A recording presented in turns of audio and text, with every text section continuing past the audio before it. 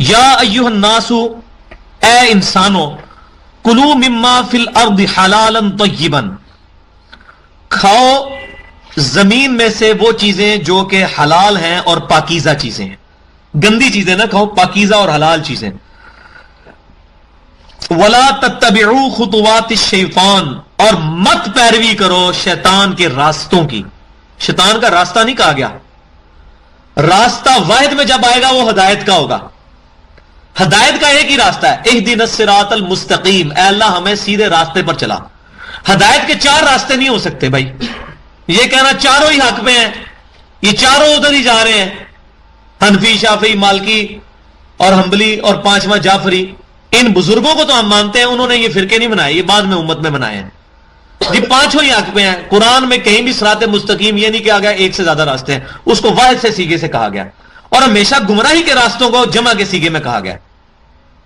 یہاں بھی آپ دیکھ لیں، شیطان کے جو خطوات ہیں، اس کی جو لکیریں ہیں، اس کے جو راستے ہیں، ان کی پیروی مت کرو. کیوں؟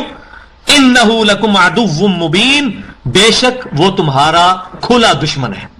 دیکھو دشمنی بھی اس کی کھلی ہے، کوئی چھپی بھی نہیں ہے، کھلی دشمنی ہے.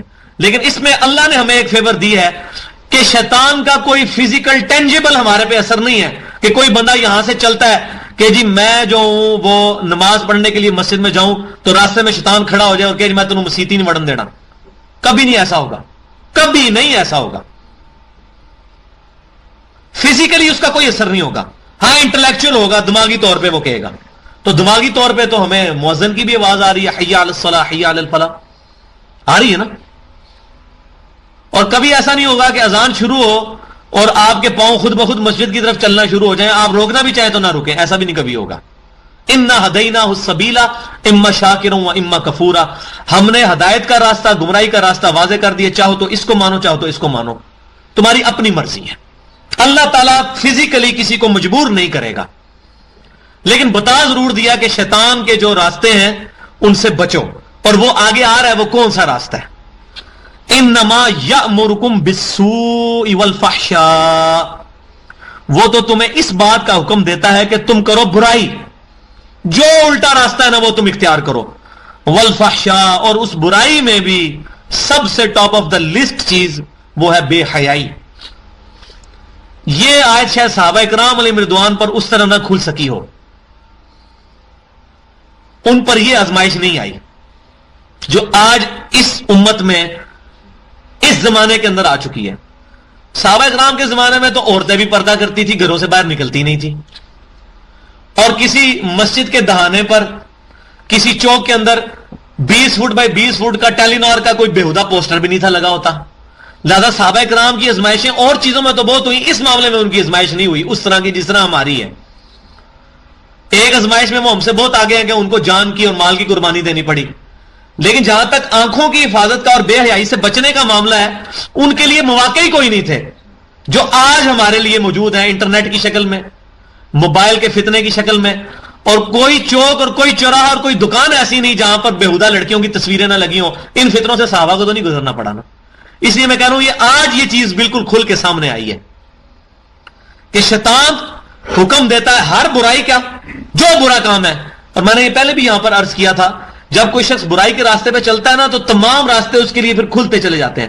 مثال کے طور پہ کوئی شخص جو ہے وہ شراب پینا شروع کرتا ہے نا، اس کو یہ بھی پتا چل جاتا ہے کہ یہ ہیروئن کی اور چرس کی پوڑیاں کہاں سے ملتی ہیں. پھر اس کو ساتھ یہ بھی تعارف ہو جاتا ہے کہ اچھا یہ زنا کا اڈا کہاں پر ہے. اس کو تعارف در تعارف ہوتا چلا جاتا ہے برائی کے راستے سے. جو شخص نیکی کے راستے پہ چلنا شروع ہوتا ہے اس کے لیے پھر آسانی ہو جاتی ہے کہ وہ بندہ قرآن پڑھنا شروع کرتا ہے، نماز پڑھنا شروع کرتا ہے، اس کے لیے آسانی ہوتی ہے. اچھا پھر وہ کہتا ہے یار قرآن میں نے سیکھنا ہے، پھر اس کو پتا چلتا ہے فلاں جگہ پہ درس قرآن ہوتا ہے، وہ وہاں بھی پہنچ جاتا ہے، پھر فلاں جگہ پہ وہ وہاں بھی پہنچ جاتا ہے. اس کے لیے نیکی کا راستہ آسان ہوتا چلا جاتا ہے. تو ہر برائی پھر بندہ اڈاپٹ کرتا چلا جاتا ہے. اور اس میں سب سے بڑی چیز والفحشاء اور فحاشی اس دور کے اندر بہت بڑا فتنہ ہے. اور آنکھ کی حفاظت ہوگی.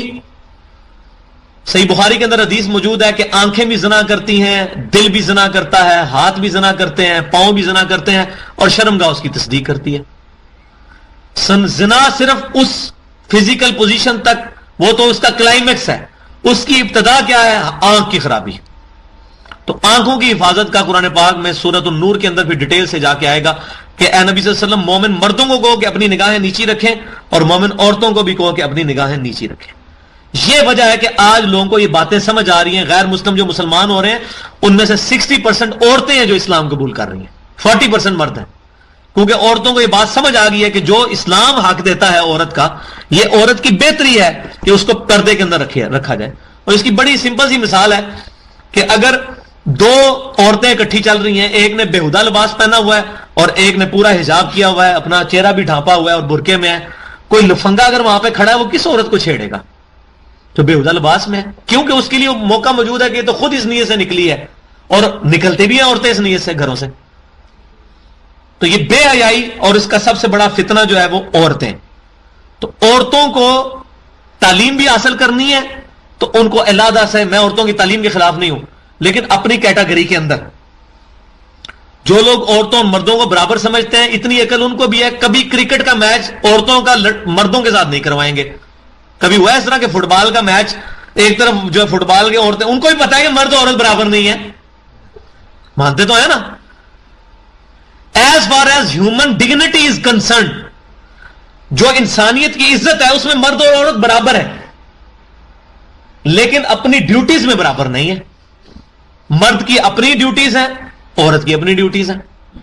تو جو لوگ مرد عورت کے حقوق مساوی کی بات کرتے ہیں وہ بھی ٹیمیں انہوں نے علیحدہ ہی بنائی ہیں, عورتوں کو عورتوں کے ساتھ ہی, باکسنگ کا میچ بھی ہوتا ہے, کشتی ہوتی ہے, عورتیں عورتوں سے ہی لڑتی ہیں, وہ بھی پتا ہے ان کو کہ مرد عورت برابر نہیں ہے. ٹھیک ہے. الرجال قوامون علی النساء, اللہ تعالیٰ نے مردوں کو عورتوں کے اوپر ایک درجہ فضیلت اس اعتبار سے دی ہے کہ وہ اس کو مینج کرتے ہیں. ظاہر ہے کہ جو دنیا کے اندر بھائی جو کھلاتا پلاتا ہے اس کو ایک اعلیٰ درجہ حاصل ہوتا ہے. عورت اپنی گھر کی باؤنڈریز کے اندر ماں کے اعتبار سے اس کا درجہ زیادہ ہے, اور باپ کا جو رسپانسبلٹیز جو ہیں وہ اس کی اپنے اعتبار سے اور رسپانسبلٹیز ہیں. تو اپنی جگہ دونوں کا مقام برابر ہے, لیکن جب دونوں مل کر ایک خاندانی شکل اختیار کریں گے پھر ایک ادارے کا ایک ہی مینیجنگ ڈائریکٹر ہو سکتا ہے, دو نہیں ہو سکتے.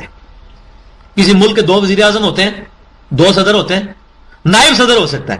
تو گھر میں نائب صدر کی حیثیت سے بیوی ہوگی, صدر ایک ہی ہوگا, کیونکہ مینجمنٹ جب ہوگی تو پھر فائنل ڈیسیژن ایک بندے کے پاس ہی ہوگا. تو یہ عورتیں آج اس اعتبار سے عورتوں کی تعلیم بھی علیحدہ اداروں میں ہونی چاہیے, اور الحمدللہ ہمارے پاکستان کے اندر بھی ایسی یونیورسٹیز بنی ہوئی ہیں میڈیکل کی جو بالکل علیحدہ سے ہیں, عورتوں کی تعلیم بالکل علیحدہ ہے. تو اس میں کوئی حرج نہیں عورتوں کی تعلیم میں, لیکن اس میں پھر یہ پابندیاں بھی ہونی چاہیے کہ عورتوں کو اس طریقے سے اجازت نہ ہو. آج کل تو میں کہتا ہوں اسٹوڈنٹس کو, مردوں کو بھی اجازت نہیں ہونی چاہیے کہ وہ موبائل فون کالجز کے اندر لے کے جائیں. موبائل کا کالجز میں اسٹوڈنٹس کا کیا کام ہے موبائل کے ساتھ؟ اور گھروں میں انٹرنیٹ لگے ہوئے ہیں اور ماں باپ بچارے ان پڑھ ہیں, وہ کہتے ہیں ساڈا بچہ پورا دن کمپیوٹر تے ہی بیٹھا رہتا ہے, پڑھتا ہی رہتا ہے, تو جو رزلٹ آنا تھا فیل.